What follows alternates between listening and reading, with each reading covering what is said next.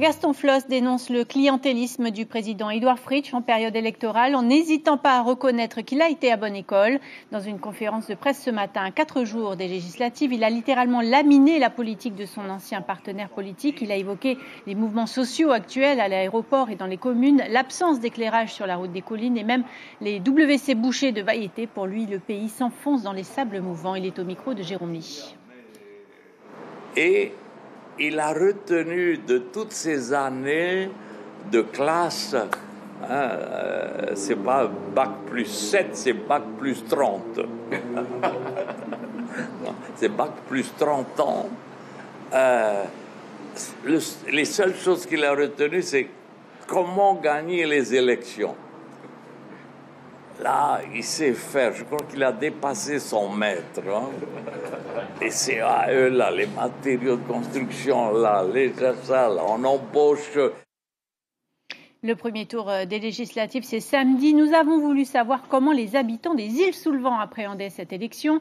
L'une de nos équipes s'est rendue à Fa'aha, un petit village de l'île de Taha. Loin des préoccupations politiciennes, les habitants ont beaucoup à dire, en revanche, sur leur quotidien. Ils interpellent les candidats. Laurence Pourteau, Julien Vesco. Un dimanche matin à Fa'aha, un petit village de 470 habitants à l'est de Taha. D'abord, ce sont les rues désertes qui accueillent le visiteur et on pourrait croire que le prochain scrutin électoral ne passionne pas les foules. Mais peu à peu, la petite marina s'anime. Un paquebot a mouillé au large dans la nuit et les navettes touristiques arrivent. La conversation sur les élections législatives peut commencer. Nous avons des représentants à Taha qui donnent les nouvelles, qui nous donnent tout, qu'il faut voter, voilà. On est tous au courant de tout. À Taha, depuis plusieurs années, l'activité touristique a pris la place de la vanille et du copra et fait désormais vivre une large partie de la population. Alors c'est sur ce terrain que les électeurs attendent leurs députés. Le scrutin législatif prend ici tout son sens en termes de proximité. Je pense que le message qu'on veut faire passer avant tout, c'est de permettre justement à tous les touristes de venir déjà en Polynésie française. Et je pense qu'au niveau des billets d'avion, ils sont extrêmement chers et au niveau aussi des prestations hôtelières. Au niveau du foncier, donc surtout sur l'île de Taha, donc on a des sites qui sont sur des propriétés privées et jusqu'à présent, donc pour y accéder, c'est difficile. Donc si au niveau des députés ils peuvent faire quelque chose.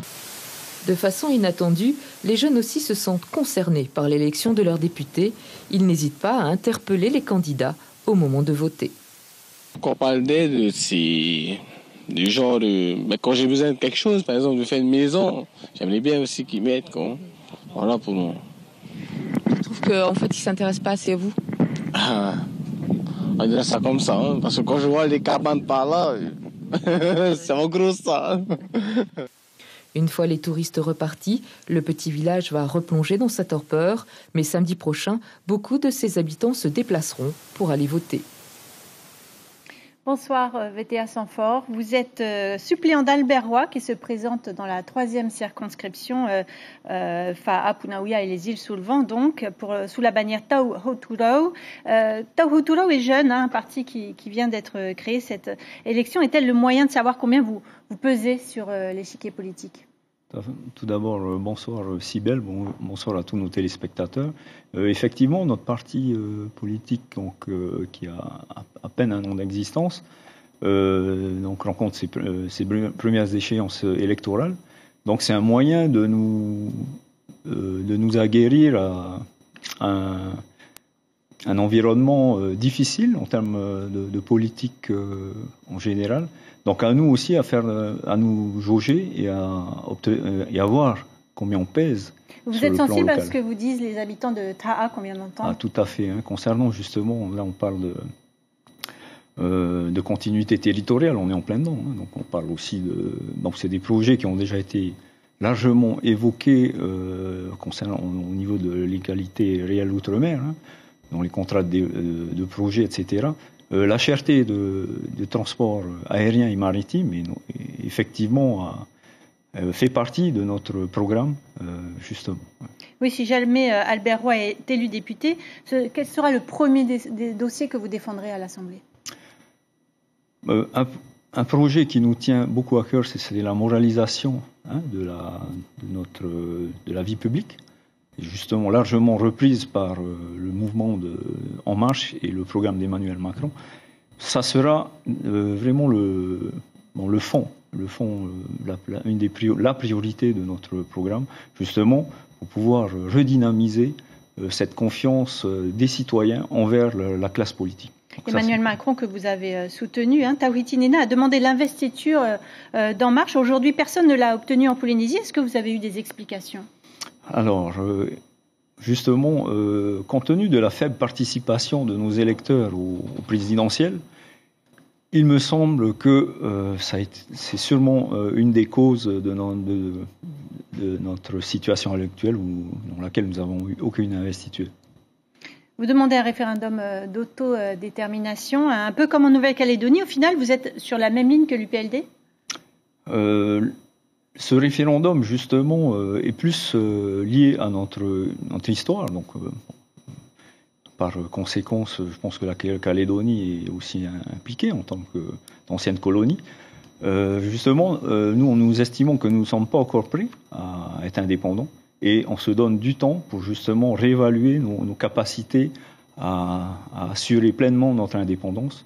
Donc 20 ans me paraît raisonnable pour justement aboutir à cet idéal qui est légitime. Merci beaucoup VTA Sanford d'avoir accepté notre invitation ce soir. Merci. Autre candidat dans la 3e circonscription, Moetai Broderson du Tavini Huiratira. Tita Wadum l'a suivi hier lors d'une réunion dans les hauteurs de Pamatai Hills. Et vous allez l'entendre, il n'a pas tari d'éloge sur l'actuel député Tapura. Maïna Sage, écoutez-le. Pendant très longtemps, l'image des députés chez nous était très mauvaise. Enfin, du moins celle que j'en avais. C'était des gens qui allaient faire leur shopping à Paris, qui brillaient par leur absence en fait à l'Assemblée nationale, jusqu'à ce que Maïna Sage devienne députée. Et là, j'avoue qu'elle a donné un sérieux coup de dépoussiérant à la fonction, enfin du moins l'image que j'en avais, à la fois dans la manière de mener les dossiers, d'être activement présente, de travailler, de potasser ces dossiers, et puis dans la manière dont elle a décidé de gérer sa réserve parlementaire. Je rappelle les noms des candidats de la 3e circonscription. Patrick Howell, Astrid Marat, Taïva Lanteres, Corinna Djé, Moetai Broderson, Vincent Dubois, Dominique Tixier et donc Albert Roy. Et James O nous a rejoint. Bonsoir James. On parle découpage électoral avec vous ce soir. Alors comment est-ce que la Polynésie française s'est-elle passée de 2 à 3 députés? Alors, avant 2012, nous n'avions effectivement que 2 députés, souvenez-vous. Il s'agissait de Michel Buyard et de Bruno Sandras. Et puis, il y a eu la loi du 23 février 2010 qui a redéfini le précédent découpage électoral qui datait de 1986. La Polynésie française gagne un siège supplémentaire au Palais Bourbon et se retrouve donc avec 3 circonscriptions que vous voyez ici. La première avec les communes de Papeete, Pir'e, Aroué en jaune, ainsi que les Tuamotu, Gambier et l'archipel des Marquises. La deuxième circonscription regroupe les communes de Mahina, Hiti Aotera, Teiarapu Est, Ouest, Tevayuta, Papara, Paea et les Australes. Et enfin, la troisième circonscription avec Punaviaf, Aa et les îles sous le vent.